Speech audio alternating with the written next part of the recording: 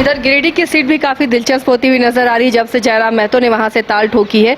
तो इस सीट पर भी चंद्र प्रकाश चौधरी अगर नहीं लड़ते हैं, क्योंकि ऐसी खबरें मिल रही कि उनकी इच्छा फिर विधानसभा चुनाव में किस्मत आजमाने की है, तो अगर ये सीट चंद्र प्रकाश चौधरी नहीं लड़ते हैं, आंसू के खाते में नहीं जाते हैं, तो फिर कैंडिडेट किस तरह चयन करेगी यहाँ पर बीजेपी?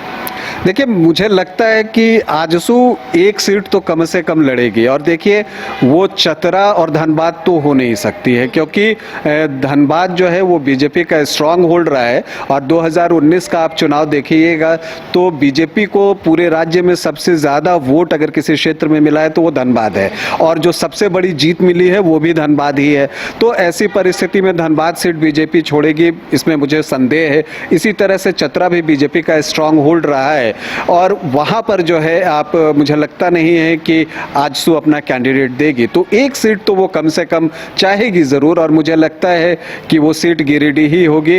और मुझे लगता है कि चंद्र प्रकाश चौधरी ही जो है कैंडिडेट भी होंगे। जयराम के आने से चुनाव इंटरेस्टिंग ज़रूर बन गया है, चर्चाएं बहुत हो रही हैं, लेकिन जितने चुनाव मैंने देखे हैं, चुनाव बिल्कुल एक अलग चीज़ होती है आसिया जी।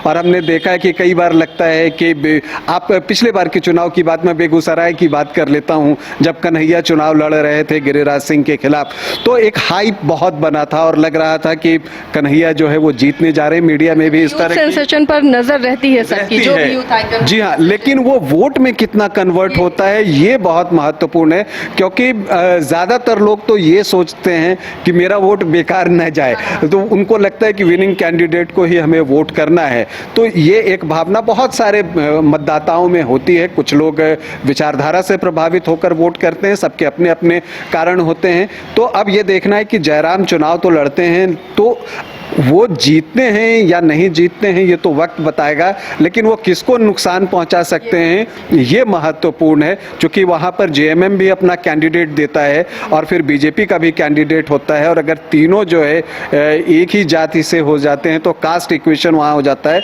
तो फिर इसके बाद अन्य जातियों पर जो है बहुत कुछ निर्भर करेगा, और फिर उसमें किसको फायदा होता है ये देखना होगा।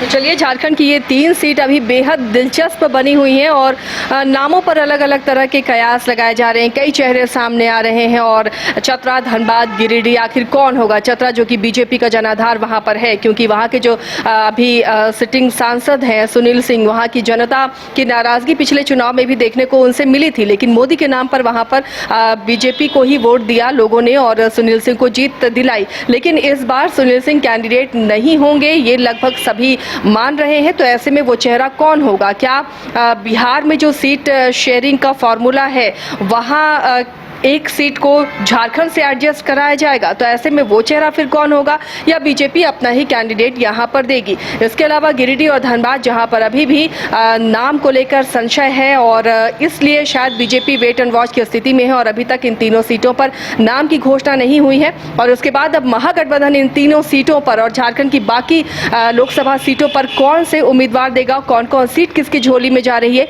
ये भी आपको बताते रहेंगे। आप देखते रहिए न्यूज़ 22 को।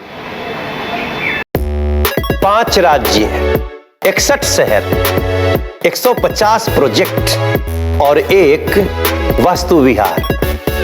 नई सोच, नया घर, बनाए रखिए अपना प्यार, सेवा में है वास्तु विहार।